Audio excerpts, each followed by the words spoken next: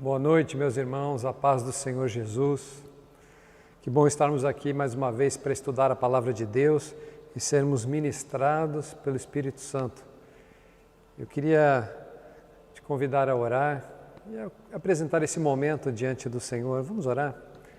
Pai amado, te agradecemos, Senhor, por mais um dia na Tua presença e a oportunidade de estudar a Tua Palavra. Peço ao Espírito Santo de Deus, nos dá entendimento, revelação, e que possamos ser edificados, possamos aprender contigo, em nome de Jesus. Amém. Glórias a Deus. Eu coloquei o tema dessa mensagem, sua mente e o seu destino. E eu queria que você abrisse a sua Bíblia no livro de Provérbios, no capítulo 23, no verso 7. Esse texto diz o seguinte: como pensa a sua alma, assim ela é. A Bíblia nos ensina que nós somos e agimos da maneira como pensamos. Nós, quando pensamos que vamos ser vitoriosos, caminhamos nesse sentido, mas quando nos sentimos derrotados, quando nos sentimos incapazes, também caminhamos nesse sentido, no sentido de não conquistar. E a Bíblia fala como pensa a sua alma, o seu coração, a sua mente, assim ela é. Nós somos aquilo que pensamos que somos. Mas o que Deus pensa de nós? O que Deus imagina a nosso respeito? Eu lembro de uma história que eu li uma vez. Certo alpinista estava descendo de uma montanha e ele vinha pendurado na corda e descendo de uma montanha muito alta. De repente, o dia começou a findar, uma névoa começou a envolver aquele monte, uma neblina, e a noite chegou e aquele alpinista ainda estava pendurado na corda. Ficou tudo escuro, ele ficou envolvido por uma neblina e ele pensou, vou ficar pendurado nessa corda até o dia seguinte, porque daqui para frente não consigo mais andar. Então Deus apareceu para ele e falou assim: pode pular, confia em mim, pode pular. E o alpinista pensou, eu não vou pular daqui, se eu largar dessa corda eu vou cair lá embaixo e vou me arrebentar inteiro. Mas Deus falou mais uma vez, pode pular, confia em mim. E aquele homem optou em ficar pendurado na corda. Passou a noite inteira ali. No dia seguinte, o sol apareceu, a névoa foi-se embora e quando o alpinista olhou para baixo, ele estava a 1 metro do solo. Moral da história, se ele tivesse confiado em Deus, ele já teria tocado no chão e já teria ido embora para casa. Mas muitas vezes, porque não enxergamos o que queremos à nossa frente, temos dificuldade de confiar que Deus cuida de nós, que Deus nos tem nas suas mãos. Aquilo que aquele alpinista pensou, assim aconteceu. Ele pensou, não posso sair daqui, e não saiu, independente do que Deus havia dito a ele. Quero que você abra no livro de Isaías, no capítulo 55, vamos ler a partir do verso 9. Diz assim o texto: buscai o Senhor enquanto se pode achar, invocai-o enquanto está perto. Veja que esse texto ele traz uma condicional, né? Enquanto se pode achar, invocai-o enquanto está perto. Isso significa que vai haver um momento em que nós vamos buscar, ou as pessoas vão buscar e não vão conseguir achar, elas vão tentar encontrar o Senhor, mas Ele não estará perto. Sabemos que a vinda do Senhor está próxima, que o Senhor Jesus disse que levaria a igreja para si, e aqueles que não estiverem nesse momento e que ficarem aqui vão buscar o Senhor e não vão poder achar. Mas voltando ao texto, buscai o Senhor enquanto se pode achar, invocai-o enquanto está perto. Deixe o perverso o seu caminho e o iníquo os seus pensamentos. Converta-se ao Senhor, que se compadecerá dele, e volte-se para o nosso Deus, porque é rico em perdoar. Agora presta atenção, porque os meus pensamentos não são os vossos pensamentos, nem os vossos caminhos, os meus caminhos, diz o Senhor. Porque assim como os céus são mais altos do que a terra, assim são os meus caminhos mais altos do que os vossos caminhos, e os meus pensamentos mais altos do que os vossos pensamentos. Então, preste atenção, existe uma relação que o texto bíblico nos dá entre pensamento e caminho. E o texto diz que os nossos pensamentos e os nossos caminhos são diferentes dos pensamentos e os caminhos de Deus, porque os de Deus são mais elevados. Portanto, quando Deus ele está desejando algo para as nossas vidas, certamente não é alguma coisa que está dentro do nosso pensamento, nem que estamos planejando fazer, porque aquilo que Deus planeja para nós é maior do que aquilo que nós temos no coração. Deus sempre tem o melhor, mas o texto diz que os pensamentos dele são maiores e mais altos, eles são melhores do que os nossos. Quero que você preste atenção na relação entre pensamento e caminho que vamos trilhar. Aí continua, porque assim como descem a chuva e a neve dos céus e para lá não tornam, sem que primeiro reguem a terra e a fecundem e a façam brotar para dar semente ao semeador e pão ao que come, assim será a palavra que sair da minha boca. Não voltará para mim vazia, mas fará o que me apraz e prosperará naquilo para a que a designei. Então o Senhor Deus está dizendo o seguinte, a palavra que eu vou lançar, a palavra que vai sair da minha boca, ela não volta vazia, é como uma chuva que cai e antes que ela evapore e suba de novo, ela rega a terra, ela alimenta as plantas e aquelas plantas elas vão fecundar, elas vão brotar, vão produzir frutos, ou seja, a palavra que sai da boca de Deus está sendo comparada a uma chuva que cai e que rega a terra e que produz. Aí o texto diz que ela fecunda, ela faz brotar e ela traz semente ao semeador e pão para o que come, ou seja, é produção, é semente para plantar mais, ou seja, é enriquecimento, é condições de produzir e fazer mais, e é sustento, é o pão para o que come. A palavra de Deus sobre as nossas vidas produz tudo isso. E aí diz que ela não volta vazia, mas ela atinge todos os objetivos, prosperará naquilo que a designei. Em outras palavras, aquilo que Deus fala na Bíblia sobre nós e para nós, ela é uma palavra eficaz que produz resultados sobre a nossa vida. Agora, para que esses resultados eles sejam produzidos, eu tenho que receber essa palavra como uma verdade no meu coração.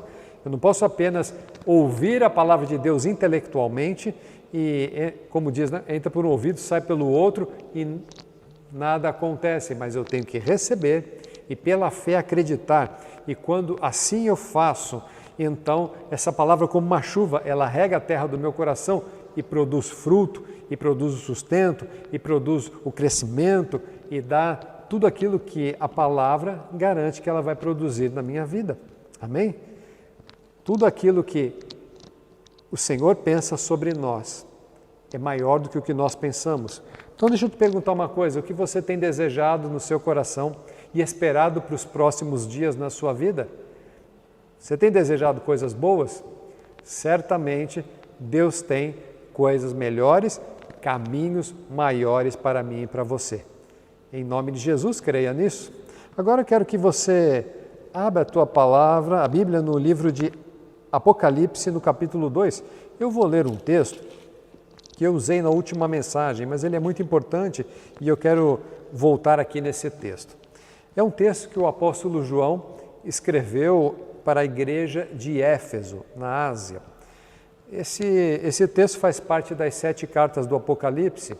Essas 7 cartas elas foram escritas a partir de revelações e visões que o apóstolo João estava tendo com Jesus. Então era Jesus falando com João e João escrevendo. A igreja de Éfeso ela foi fundada pelo apóstolo Paulo.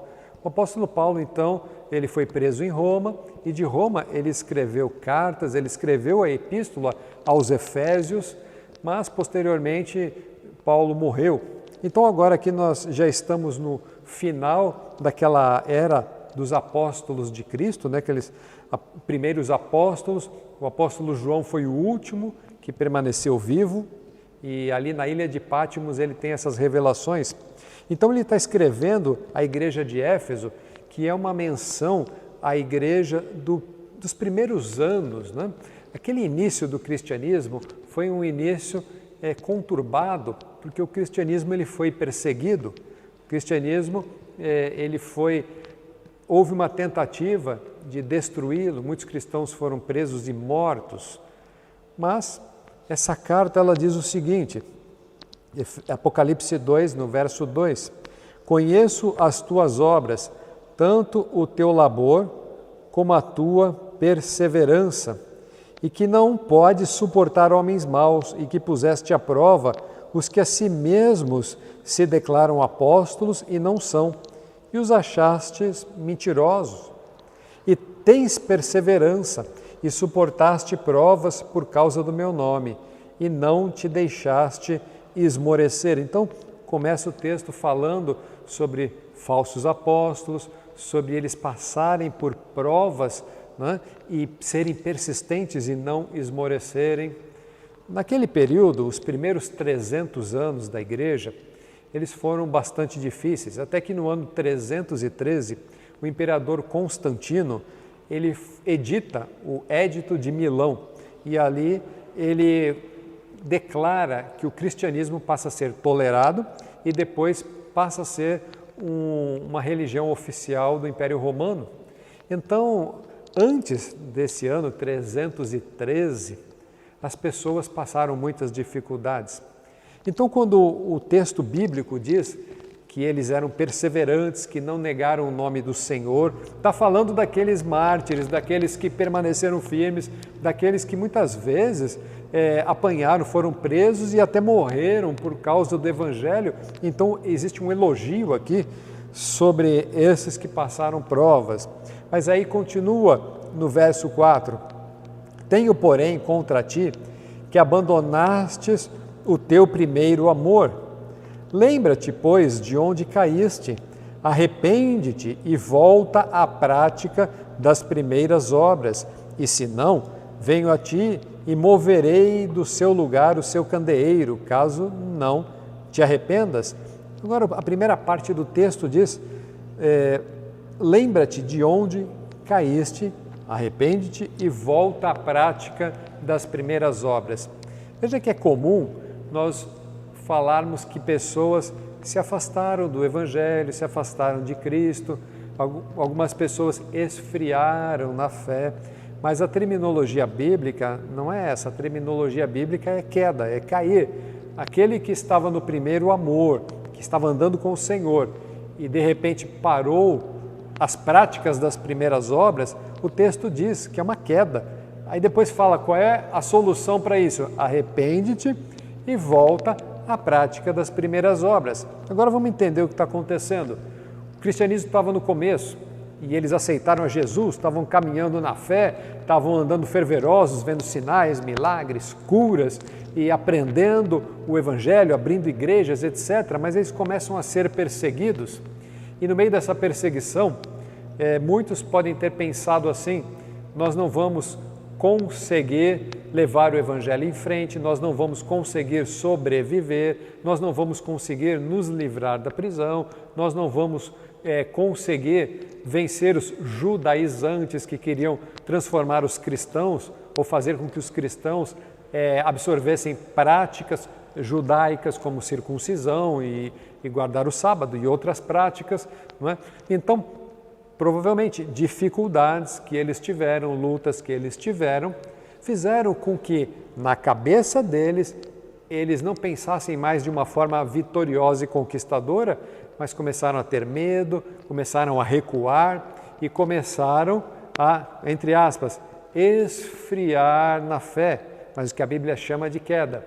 A Bíblia chama de deixar o primeiro amor. Quais eram as práticas do primeiro amor? Era a comunhão que eles tinham uns com os outros, era o partir do pão nas casas, era a ajuda mútua, a pregação do Evangelho. Nós lemos na Palavra de Deus pessoas que, ao se converter, agarraram a Cristo com tanto amor que passaram a segui-lo de uma maneira muito forte a exemplo, o apóstolo Pedro, que era um pescador, nós encontramos no livro de Lucas, no capítulo 5, vamos até lá rapidinho, Lucas no capítulo 5, no verso 8, o texto bíblico diz que Pedro estava pescando e de repente Jesus fala para ele assim, olha, volta para o mar, você não pegou nada, né? Volta no mar, joga a rede para o lado direito. Pedro fez como Jesus havia dito e ele pegou tantos peixes que ele precisou de ajuda de outro barco para carregar a rede até a terra.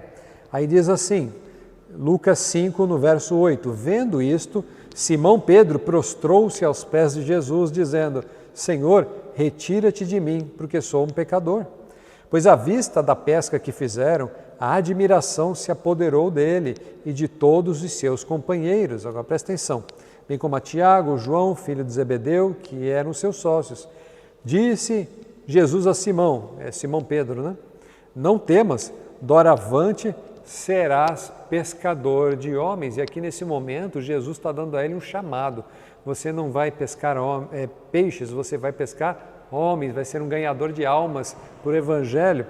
Verso 11, e arrastando eles os barcos sobre a praia, deixando tudo, os seguiram. Pedro era um empresário da pesca, ele tinha barcos, tinha redes, Pedro pescava, sustentava a sua família com a pesca. Essa era a profissão dele. Mas de repente Jesus chega e fala assim, olha, você vai agora ser pescador de homens. Aquele encontro com Cristo foi tão marcante, tão contundente. A transformação na vida de Pedro foi tão radical que ele puxou o barco, largou as redes e seguiu a Cristo. Jesus foi, Pedro saiu atrás. Imagina ele chegando para a esposa e falando assim para a mulher, olha, encontrei Jesus, Jesus fez um milagre, Jesus é alguém sobrenatural, ele me deu um chamado, eu vou andar atrás de Jesus. E a esposa pode ter dito, mas como? Você vai viajar com ele? Você vai andar por Israel de um lado para o outro? Quem vai sustentar a casa? Como será isso? E Pedro deve ter dito, eu não sei como vai ser, só sei que eu quero andar com Jesus, porque meu coração está fervendo de amor por ele, está desejoso de andar com ele, eu quero ver o que esse homem faz, eu quero ouvir o que ele fala e eu quero ser como ele. Esse é o primeiro amor. Quantas pessoas que se converteram e ficaram cheias da presença de Deus, falavam de Jesus para os amigos, queriam pregar na escola, no trabalho, queriam distribuir panfletos, comprar Bíblias e dar para as pessoas, ajudar as pessoas na rua. O coração estava cheio do amor de Deus. Com o passar do tempo, uma luta vem, a outra vem, uma dificuldade vem, uma decepção aqui, outra ali. Então a mente da pessoa começa a ser transformada de uma mente cheia de amor e cheia de vitória para uma mente cheia de problemas. Lembra? Como pensa a tua alma, assim ela é. Então a pessoa que começa a ter a mente transformada negativamente, ela cai e deixa o primeiro amor e passa a ter um cristianismo ritualista, um cristianismo às vezes até nominal. Mas o que o Senhor fala? Arrepende-te de onde caíste, aonde foi o ponto que você deixou o primeiro amor? Aonde isso aconteceu? Volta naquele ponto e à prática das primeiras obras. Tem um outro exemplo no livro de Lucas, no capítulo 19. Lucas 19 conta a história de um homem chamado Zaqueu. Jesus vinha entrando na cidade de Jericó e Zaqueu era um homem baixinho. Ele queria ver Jesus, a multidão estava na frente, ele não conseguia, então ele vai, trepa numa árvore, num sicômoro. E quando Jesus estava passando, Jesus olha para cima e conversa com ele. Jesus fala, Zaqueu, desce depressa, porque me convém estar na tua casa. Olha o que diz no verso 6. Ele desceu a toda pressa e o recebeu com alegria. Depois, estando Zaqueu ali em casa com Jesus, algumas pessoas começaram a criticar e a falar, como pode Jesus ir para a casa de um publicano, cobrador de impostos, porque esses homens eram tidos como homens corruptos. Aí Zaqueu conversa com Jesus E diz assim no verso 8, Zaqueu levantando, disse ao Senhor, Senhor, resolvo dar aos pobres a metade dos meus bens, e se em alguma coisa tenho defraudado alguém, restituo 4 vezes mais. Então Jesus disse, hoje houve salvação nesta casa, pois que também este é filho de Abraão, porque o Filho do Homem, ou seja, Jesus, o Filho do Homem, veio buscar e salvar o perdido. E o texto bíblico aqui para salvar é sozo, É salvação, cura, transformação, redenção, perdão de pecados, é obra completa de Cristo na cruz do Calvário. Então aquele homem, o Zaqueu, ele teve a vida totalmente transformada. Aleluia, glórias a Deus. Tem pessoas que vêm para o Evangelho, já ouviu falar isso? Pela dor. Outros vêm por amor, não é?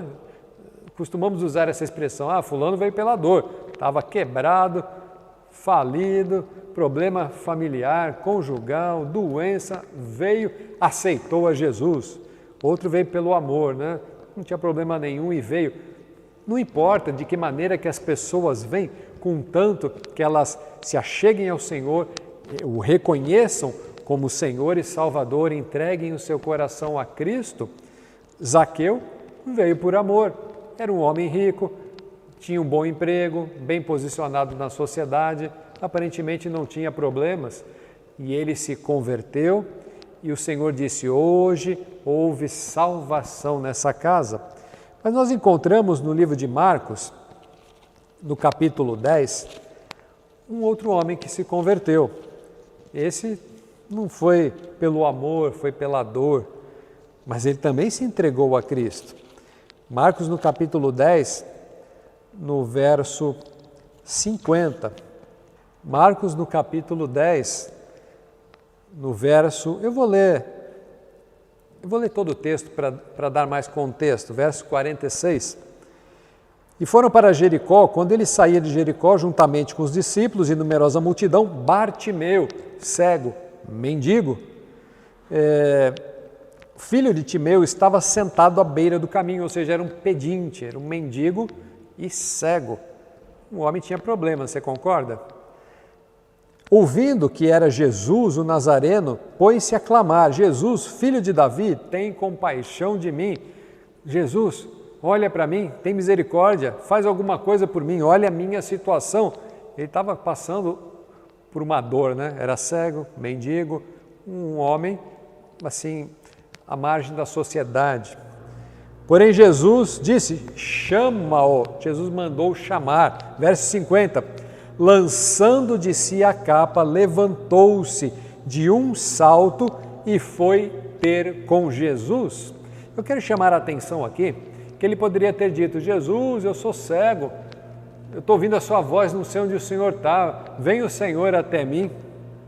Mas o texto diz que ele levantou de um salto e foi para Jesus. Deve ter ido tateando, segurando nas pessoas, tropeçando. O fato é que ele foi atrás do som da voz e chegou até Jesus.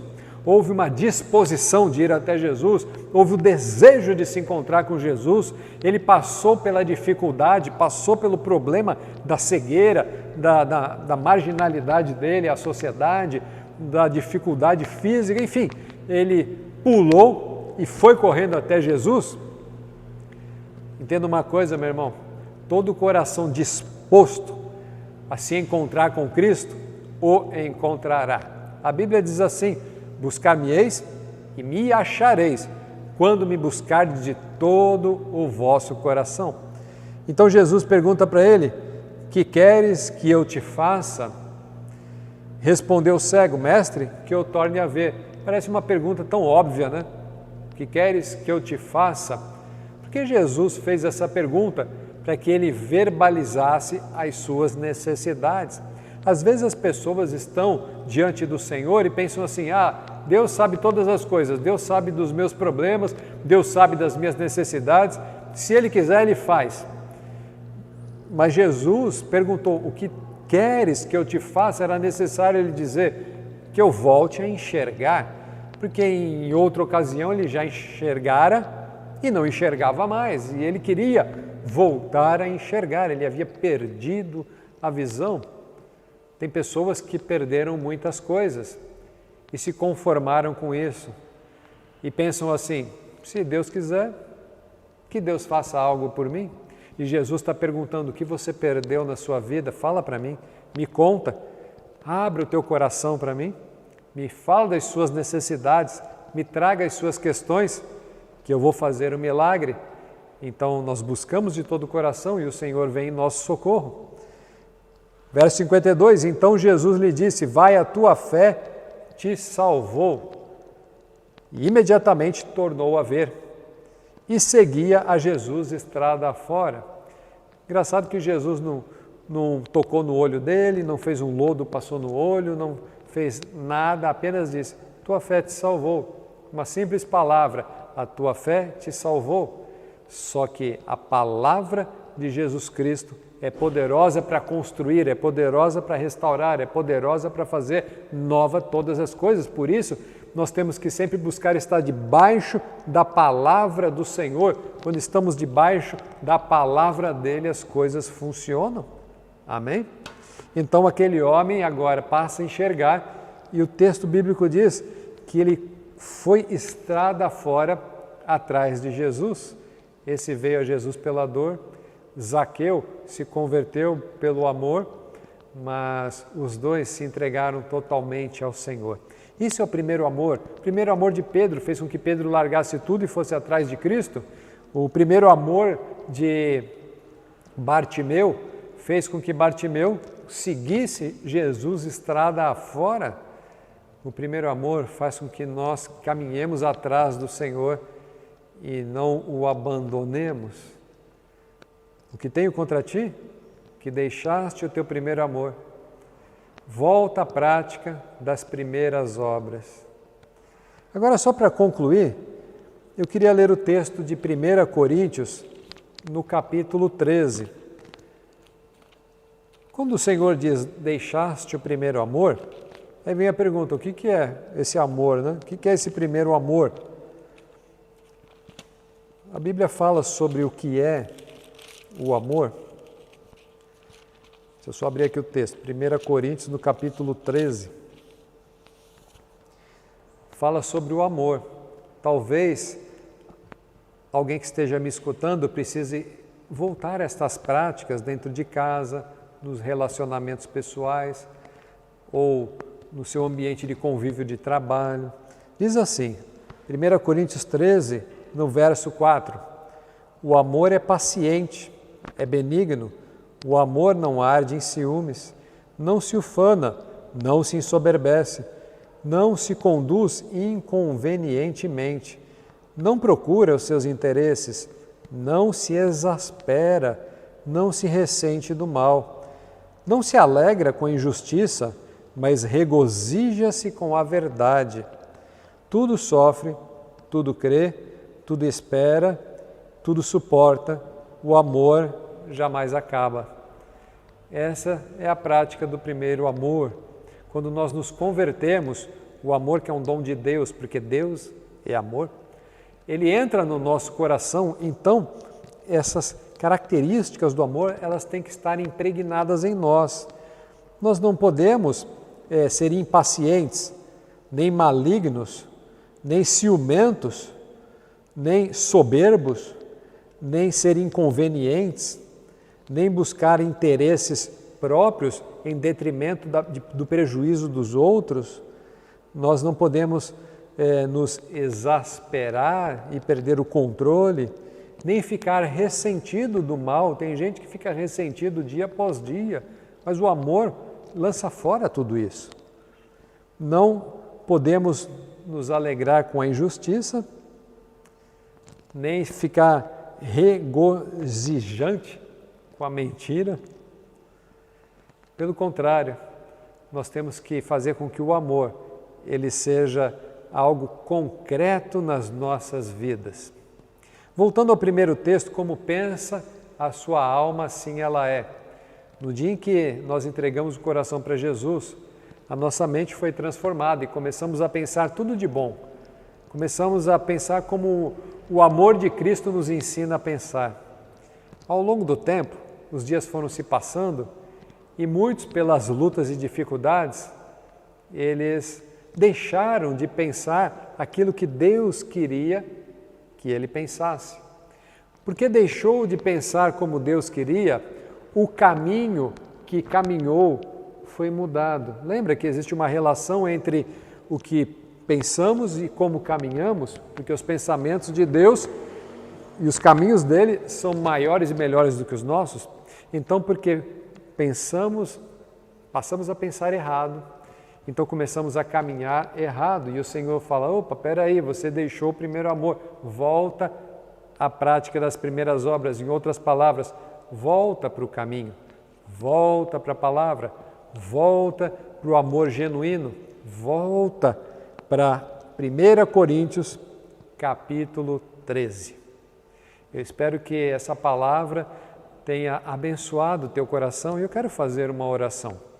Se o Espírito Santo de Deus está falando contigo, fecha os teus olhos agora, confessa ao Senhor as falhas, confessa aonde você caiu, fala para o Senhor o que está te afligindo, traz as suas questões a Ele e o Senhor Ele vai operar milagres e vai fazer o seu coração, como também o meu, ferver, esquentar e estar cheio da presença de Deus. Feche teus olhos. Pai amado, eu quero colocar diante do Senhor cada um que está me ouvindo, cada um que está orando, cada um que está com uma aflição, entregando o seu problema na tua presença. Aquele que caiu, mas está arrependido e desejando voltar à prática do primeiro amor. Eu te peço, Espírito Santo de Deus, dá agora a cada um de nós um batismo de amor, nos mergulha no teu amor e que 1 Coríntios capítulo 13, o que está escrito aqui, seja uma prática real e verdadeira nas nossas vidas como cristãos. Que cada um de nós seja praticante desse amor como ensina a tua palavra e que os nossos pensamentos estejam alinhados aos teus, para que os nossos caminhos possam ser os caminhos que o Senhor planejou para as nossas vidas. Que assim seja, em nome de Jesus. Que essa mensagem tenha edificado a tua vida e que Deus te abençoe em nome de Jesus.